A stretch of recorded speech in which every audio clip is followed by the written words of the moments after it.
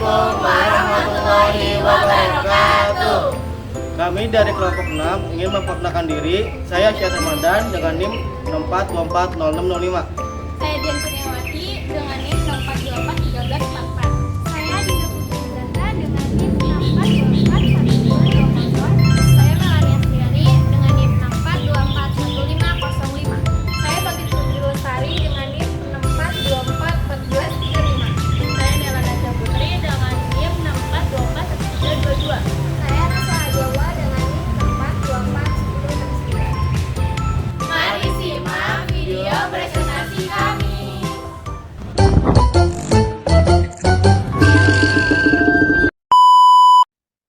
Kalimat efektif dan tidak efektif. Kalimat efektif adalah kalimat yang mampu dipahami pembaca sesuai dengan maksud penulisnya. Kalimat efektif digunakan untuk mewakili gagasan pembicara atau penulis, sehingga dapat diterima dengan baik oleh pembaca. Penulisan kalimat ini harus jelas, padat, dan memiliki makna yang tegas sesuai tujuan penulis.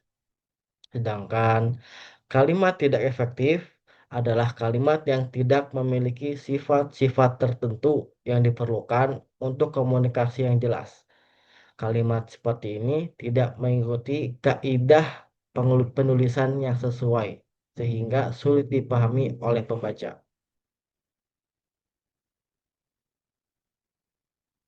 Lalu, di sini ada jenis kalimat efektif.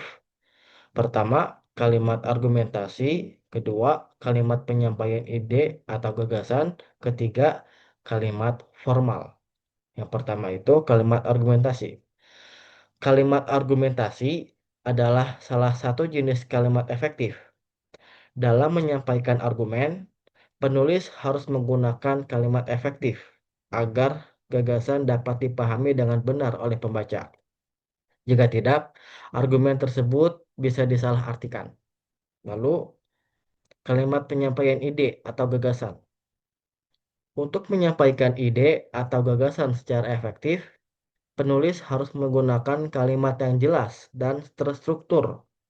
Hal ini bertujuan agar pembaca dapat menerima maksud yang ingin disampaikan dengan mudah. Yang ketiga, kalimat formal. Kalimat formal harus disusun menggunakan bahasa yang efektif dan sesuai dengan tata bahasa Indonesia. Penggunaan kalimat formal yang baik memastikan pesan dapat diterima dengan baik oleh pembaca. Lalu di sini ada penyebab kalimat yang tidak efektif sekitar 12, dan sini saya akan jelaskan 6 saja. Pertama, struktur kalimat yang tidak sesuai. Dua, penggunaan kalimat yang tidak relevan. Tiga, kalimat yang bertele-tele. Empat, kalimat tidak berpadu. Lima, kalimat yang kurang logis. Enam, kontaminasi. Dari yang pertama, yaitu struktur kalimat yang tidak sesuai.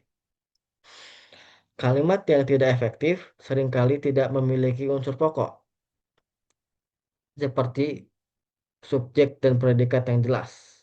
Selain itu, penggunaan kata depan yang salah, seperti di, pada, untuk, tentang. Sebelum subjek dapat menyebabkan kalimat menjadi tidak jelas. Lalu yang kedua, penggunaan kalimat yang tidak relevan. Kalimat efektif harus tersusun paralel. Artinya ada kesesuaian antara unsur-unsur kalimat. Kesalahan dalam menyusun unsur-unsur ini dapat mengakibatkan kalimat menjadi tidak efektif. Yang ketiga, kalimat yang bertele-tele. Kalimat efektif harus hemat kata. Hal ini dapat dicapai dengan menghindari pengulangan subjek, pleonasme atau yang disebut kata berlebihan, hiponimi atau penjelasan tidak diperlukan, dan penggunaan kata yang bermakna jelas, yang bermakna jamak maksudnya. Lalu yang keempat, kalimat tidak berpadu. Kalimat yang terpadu memiliki kepaduan antara predikat dan preposisi. Sedangkan kalimat yang tidak berpadu seringkali menyampaikan informasi yang terpecah-pecah sehingga sulit dipahami. Lalu yang kelima, kalimat yang kurang logis. Kalimat tidak efektif seringkali tidak masuk akal akibat pilihan kata atau ejaan yang salah, sehingga sulit diterima oleh pembaca. Dan yang terakhir, kontaminasi. Kontaminasi terjadi ketika dua kata atau frasa dirancukan dalam satu kalimat, sehingga pesan menjadi tidak jelas. 7. Pleonasme biasanya menggunakan kata yang berlebihan dan kata-katanya juga tumpang tindih. 8. Tidak memiliki subjek. Dalam susunan kalimatnya tidak terdapat subjek atau tidak memiliki susunan kalimat secara lengkap. 9. Adanya kata depan yang tidak perlu. Kehematan merupakan salah satu hal yang perlu diperhatikan dalam kalimat efektif. 10. Salah menggunakan nalar. Jika terdapat kesalahan menggunakan nalar akan membuat makna dari kalimat tersebut menjadi tidak logis. 11. Kesalahan dalam pembentukan kata. Tidak boleh melakukan kesalahan dalam pembentukan kata dan juga penggunaan kata. 12. Pengaruh bahasa asing. Harus menggunakan bahasa Indonesia yang baik dan benar. Selanjutnya adalah aturan penulisan kalimat efektif. 1. Kalimatnya harus mengandung subjek dan predikat. Bisa juga tambahan dengan kalimat keterangan. 2. Kalimat efektif tidak boleh hanya berupa klausa atau kata bawahan. 3. Kalimat efektif harus bisa menggunakan pilihan kata yang tepat atau menggunakan kata formal atau kata baku supaya tidak menimbulkan makna ganda. Selanjutnya, A. Kevariasian dalam kalimat efektif. Kevariasian dalam kalimat efektif adalah upaya penulis menggunakan berbagai pola kalimat dan jenis kalimat untuk menghindari kejenuhan atau kemalasan pembaca terhadap teks karangan ilmiah. Fungsi utama kevariasian ini adalah menjaga perhatian dan minat baca terhadap teks ilmiah berlanjut bagi pembaca. Hal yang perlu diperhatikan agar kevariasian dapat menjaga motivasi pembaca terhadap teks yaitu 1. Awal kalimat tidak selalu dimulai dengan unsur subjek, tetapi kalimat dapat dimulai dengan predikat dan keterangan sebagai variasi dalam penataan pola kalimat. 2. Kalimat yang panjang dapat diselingi dengan kalimat yang pendek. 3. Kalimat berita dapat divariasikan dengan kalimat tanya, kalimat perintah, dan kalimat seruan. 4. Kalimat aktif dapat divariasikan dengan kalimat pasif. 5. Kalimat tunggal dapat divariasikan dengan kalimat majemuk. 6. Kalimat tak langsung dapat divariasikan dengan kalimat langsung. 7. Kalimat yang diuraikan dengan kata-kata dapat divariasikan dengan tampilan gambar, bagan, grafik, kurva, marik, dan lain-lain.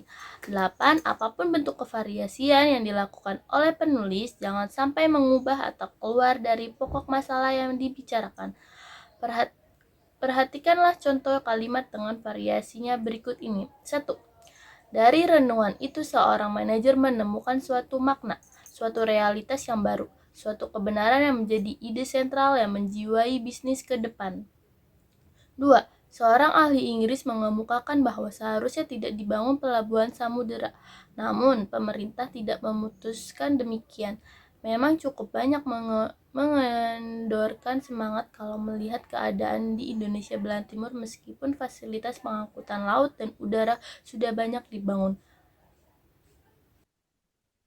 Selanjutnya, menurut Dr. Anders Muklis M.Pung, dalam bukunya Pedoman Penulisan Karya Ilmiah atau Laporan Penelitian, pada halaman 9 menjelaskan bahwa bahasa Indonesia ragam ilmiah adalah jenis bahasa yang digunakan oleh para cendekiawan untuk menyampaikan atau mengomunikasikan ilmu pengetahuan.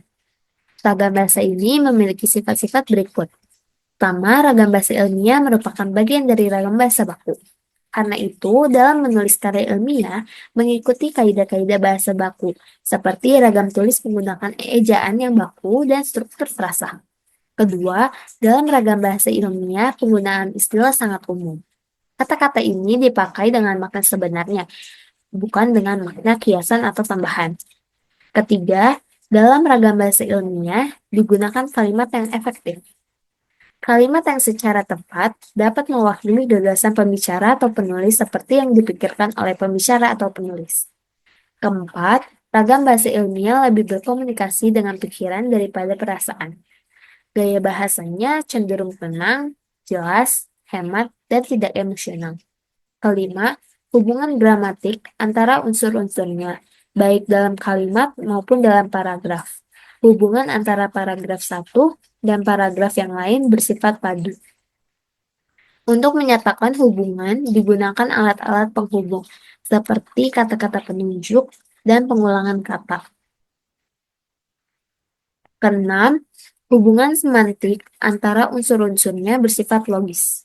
Kalimat yang digunakan harus memiliki satu makna yang jelas dan tidak menimbulkan keraguan yang berbeda-beda dipikirkan pembaca. Ketujuh, penggunaan kalimat pasif lebih diutamakan karena dalam kalimat pasif peristiwa lebih dijelaskan daripada pelaku perbuatan. Kalimat pasif lebih sering digunakan karena fokus utama adalah pada kejadian atau proses yang dibahas, bukan siapa yang melakukan tindakan tersebut.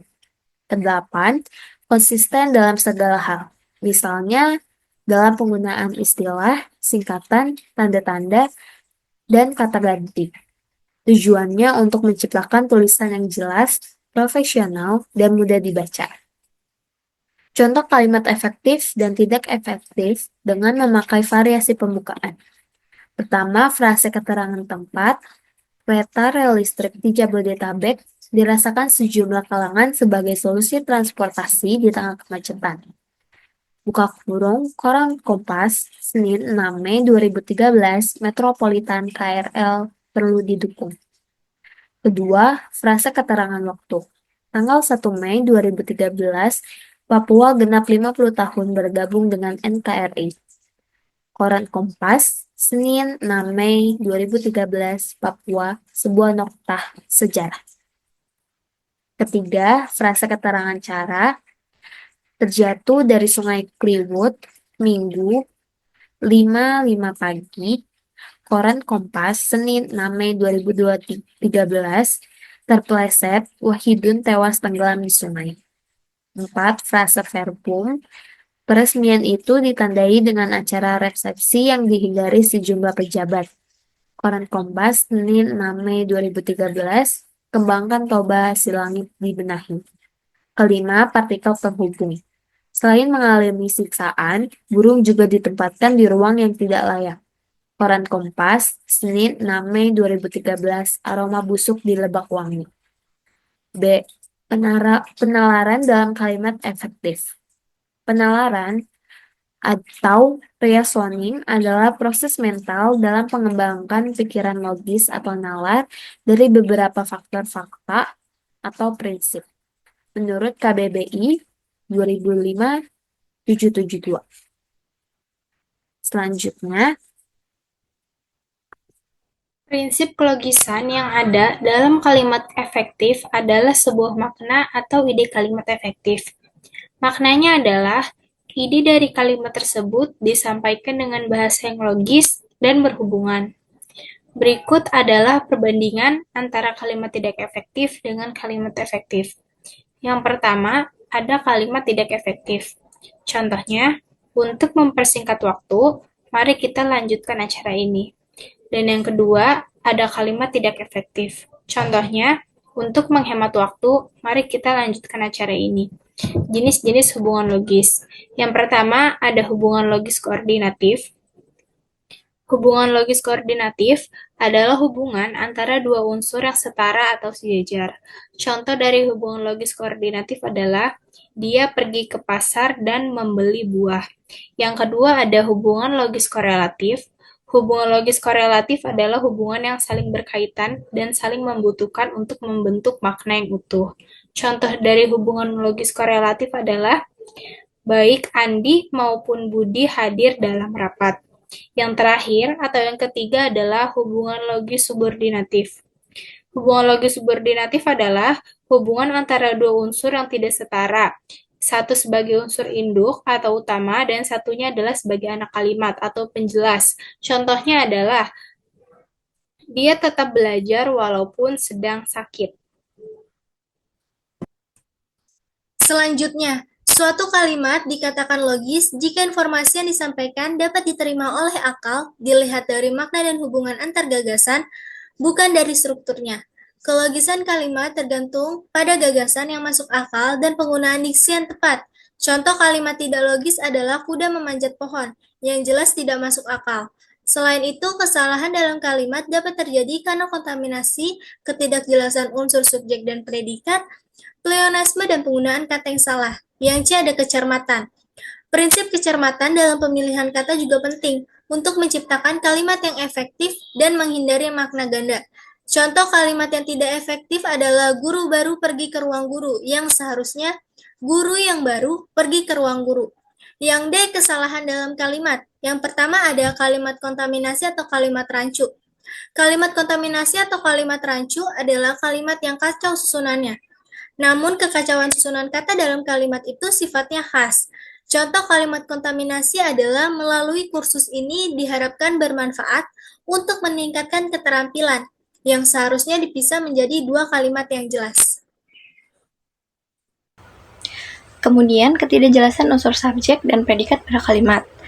Pada sebagian kalimat yang tidak jelas unsur subjek dan predikat akan membuat ketidakefektifan dan hanya memiliki unsur lain seperti objek, keterangan, dan penjelasan.